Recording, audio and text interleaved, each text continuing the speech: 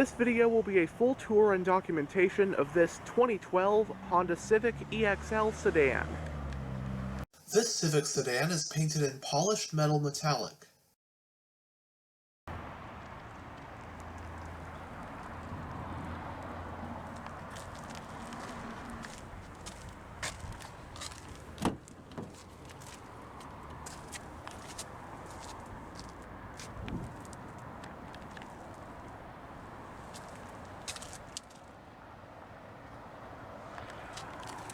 The front door panels do have storage areas, and you do get power windows, power door locks, and power mirrors.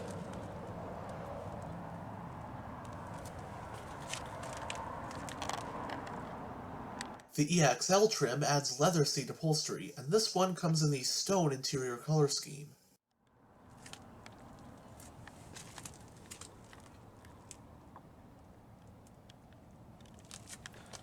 The front seats are both manually adjusted.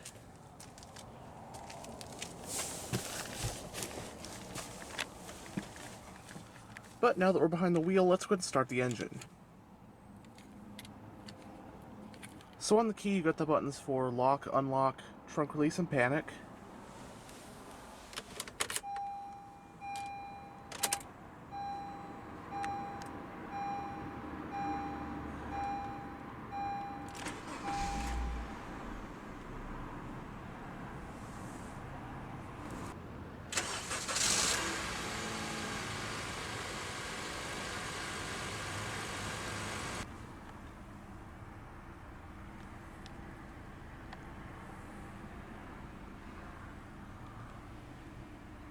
So there's not much to say about the Honda Civic that hasn't already been said. It's easily one of the most popular and well-known cars ever, and for good reason, as it's proved for decades to be an excellent choice for those wanting something affordable and very reliable. It's also built up a good rep with driving enthusiasts, with legendary performance variants over the years like the SI and Type R. The model debuted back in 1972 and was initially a subcompact, although eventually it grew in size to become a compact. As of the 2022 model year, the Civic is now in its 11th generation. This 2012 model we have here represents the Civic's 9th generation, which was sold in the US from model years 2012 through 2015. The North American 9th Gen Civic, which will be covered here, could be had as either a 4-door sedan or a 2-door coupe. There was also a European market 9th Gen Civic with unique styling inside and out, which came as a hatchback. Now the North American 9th Gen Civic saw, I'd say, quite an interesting start, but it resulted in something I think is pretty cool. So 2012 was the debut year of the anticipated, completely redesigned 9th generation Civic. However, critics did not care much for it, and the car got lackluster reviews. For one, people thought the styling was bland, but that part is all in the eye of the beholder. In fact, I actually kind of like the sleek, understated look of the 2012 Civic. But other things reviewers pointed out included a seemingly cheaper interior and more lackluster driving dynamics compared to the outgoing generation. So because of these negative reviews, Honda decided to give the car a refresh for its very next model year. Yes, 2013 saw the Civic get quite a few notable updates just a year after its redesign, such as some exterior revisions, some interior restyling which included the addition of more soft-touch surfaces, and some mechanical updates to improve cabin noise and driving dynamics. The cool part about this, though, is that makes the 2012 model year Civic in particular one of a kind. If you know what to look for, you can easily pinpoint a 2012 Civic, as both the exterior and interior got restyled for 2013. The funny thing on top of this is, for 2014, Honda gave the Civic another update, in the form of a redesigned front end for the Civic Coupe. Anyhow, the 2012 US market Civic lineup had quite the array of variants to choose from. To break the lineup into 5 main versions, you first had the standard Civic Sedan and Civic Coupe, which are split into the DX, LX, EX, and EXL trim levels, and use a 140 horsepower 1.8-liter inline-4 engine. Second, you have the sporty Civic Si Coupe and Sedan, which have a punchy 200 horsepower, courtesy of a 2.4-liter inline-4. Third, there's the Civic Hybrid, which pairs a 1.5-liter gas engine with an electric motor to make 110 horsepower. Fourth, the efficiency-geared Civic HF, which uses the same 140 horsepower engine as the standard Civic, but with things like low rolling resistance tires, altered aerodynamics, and whatnot. And last but not least, the fifth variant is the Civic Natural Gas, which has a 1.8-liter inline-4 with 110 horsepower that runs on, you guessed it, compressed natural gas. The transmission options I'll include in a caption you can pause and read. But in Honda's US 2012 sedan lineup, the compact Civic sedan is the smaller of the two, slotted below the midsize Accord sedan.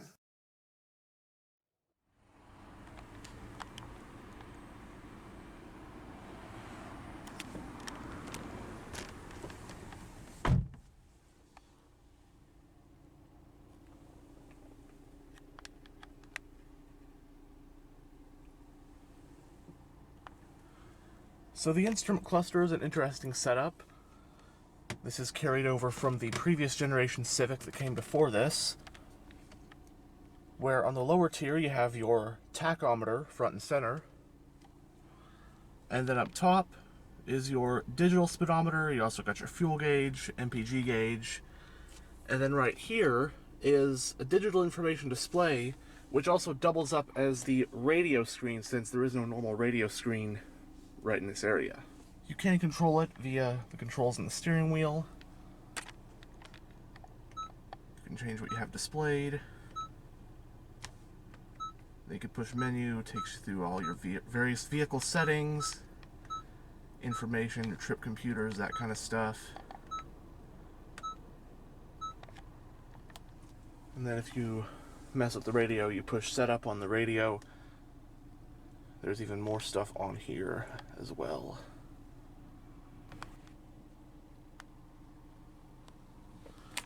It has a 3-spoke design, a leather-wrapped multifunctional steering wheel. There are sport grips at 10 and 2. And as for controls, on this side you have your cruise control, and on this side you have your hands-free phone controls and voice commands. And then you have your audio controls, which also double up as your information display controls. With these buttons you can also change your regular stuff like your trip computers and mileage. And this is a tilt and telescopic steering wheel. You have some storage for the driver, your traction control toggle, your economy driving mode, air vent. Right here is your exterior lighting stock, and on this side is your wiper stock.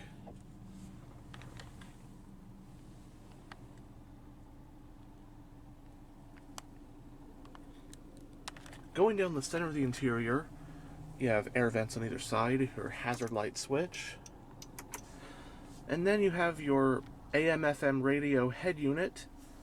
You've also got a CD player, all the controls for that.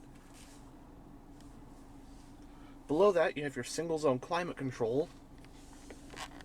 This one does have 2-stage heated front seats, aux port, and a power outlet, along with some storage.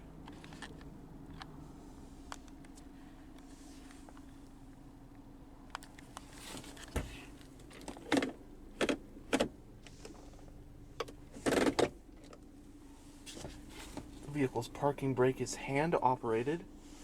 You have a couple cup holders, and you have a center console which contains not only more storage but another power outlet along with a USB port.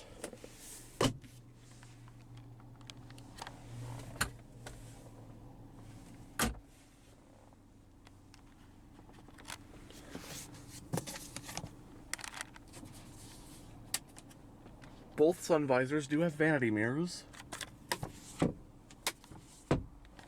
There are grab handles at all 4 corners.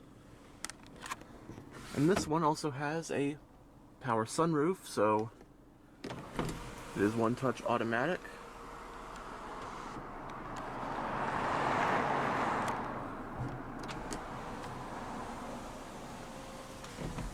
You can also open it up as a vent. And on the overhead console you have your sunroof controls, along with your overhead lighting.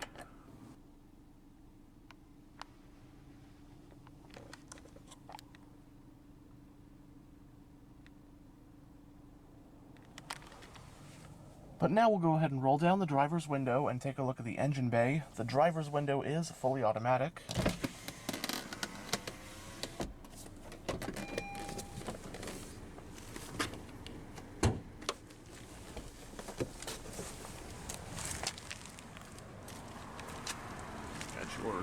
cap and trunk release.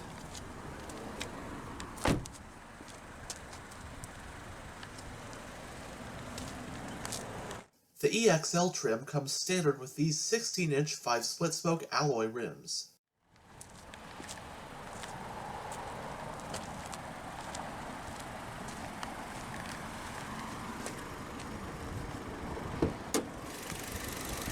The engine in the Civic EXL is a 1.8-liter naturally aspirated inline-four. It's a single overhead cam 16-valve engine with iVTEC technology. It produces 140 horsepower at 6,500 RPM and 128 pound-feet of torque at 4,300 RPM. All EXL models use a 5-speed automatic transmission with low-gear selection, which sends power to the front wheels. Running on regular unleaded with a 13.2-gallon fuel tank, EPA estimates for the 12 Civic EXL are 28 mpg in the city and 38 mpg on the highway. It has a McPherson strut front suspension and a multi-link rear setup. EX and EXL models use 4-wheel disc brakes with the front ones being vented. Curb weight for the EXL sedan is about 2,800 pounds.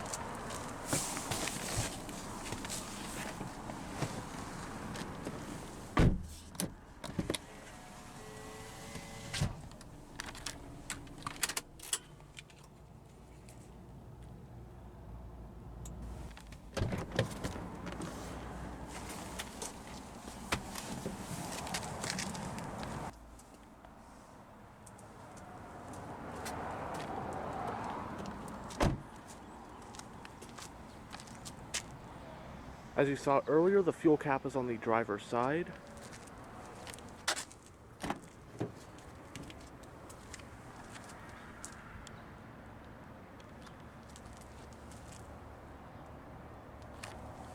The rear door panels also have storage.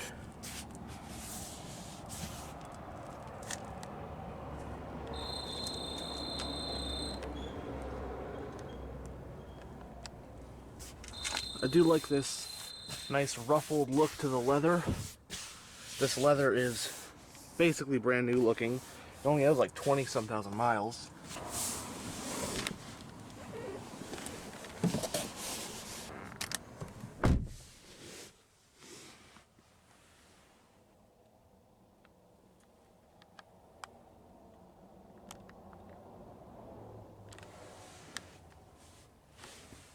The front passenger seat does have a storage pocket on the back.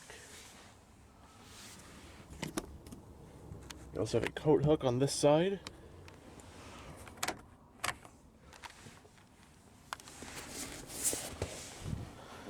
And you get a folding center armrest with 2 cup holders. So as for comfort and space back here, I'm about 6'1", and I put the driver's seat just about where I would have it if I was driving. It does go back a little bit further than this, but I put it somewhere where I could probably drive pretty comfortably. And legroom is actually better than I expected it to be. I mean, it's still not the greatest. My legs are, definitely pushing against the seat, but I've been in more cramped back seats than this. Headroom is not the greatest. My head is pretty much, brushing up against the ceiling. For a lot of people, this is definitely pretty sufficient. I've always wanted to do a tour of a 2012 Civic in particular.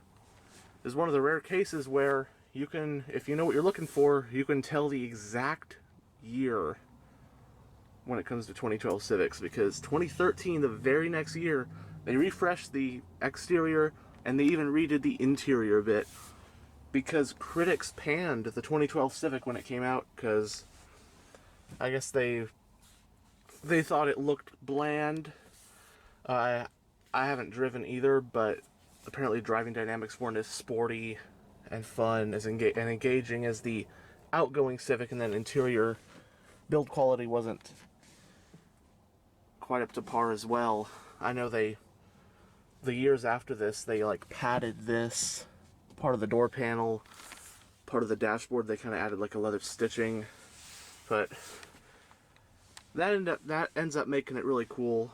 And this thing has very low mileage, so it's definitely reliable. I hear that these are, you know, nice, reliable cars. It's just those were what the reviews were, just compared to the outgoing generation and then competitors at the time. But really cool.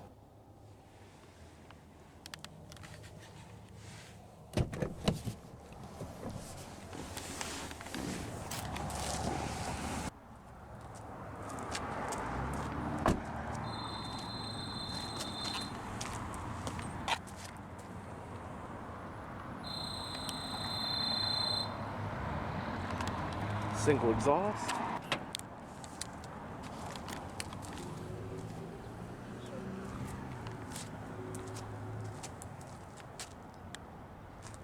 Cargo space in the trunk of the Civic sedan is about 12.5 cubic feet.